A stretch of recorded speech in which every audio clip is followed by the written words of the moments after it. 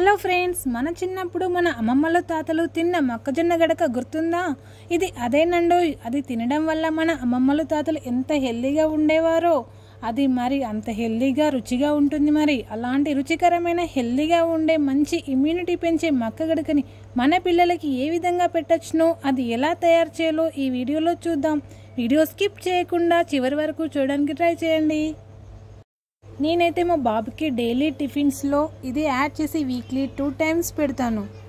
Late చేయకుండా వీడియోలోకి వెళ్ళిపోదాం. ముందుగా స్టవ్ ఆన్ చేసుకొని బౌల్ పెట్టేసుకోవాలి. కొద్దిగా ఆయిల్ వేసుకొని 1 గ్లాస్ మొక్కజొన్న గడకని తీసుకోవాలి.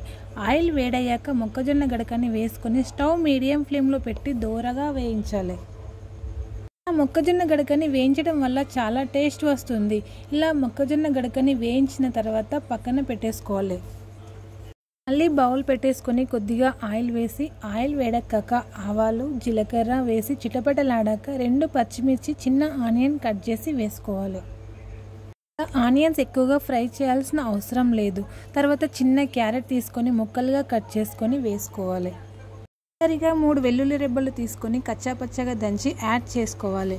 అన్నీ బాగా ఫ్రై అయ్యాక 1 గ్లాస్ మొక్కజొన్న గడకకి 4 గ్లాసుల నీళ్లు పోయాలి. తర్వాత సన్నగా తరిమిన కొత్తిమీర, రుచికి సరిపడేంత సాల్ట్ వేసుకొని క్యాప్ పెట్టేసుకోవాలి. 5 minutes తర్వాత చూస్తే ఇలా నీళ్లు మరుగుతూ ఉంటాయి. ఇలా నీళ్లు మరిగేటప్పుడు మొక్కజొన్న గడక వేస్తూ కలపాలి. ఉండలు లేకుండా కలిపేసి స్టవ్ మీడియం ఫ్లేమ్లో పెట్టి 5 minutes ఉడికించాలి.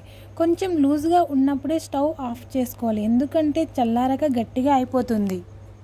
కన్సిస్టెన్సీ వచ్చాక స్టవ్ ఆఫ్ చేసుకోవాలి. స్టవ్ ఆఫ్ చేశాక 5 minutes తర్వాత సర్వ్ చేసుకుంటే ఎంతో రుచికరమైన హెల్దీ రెసిపీ రెడీ.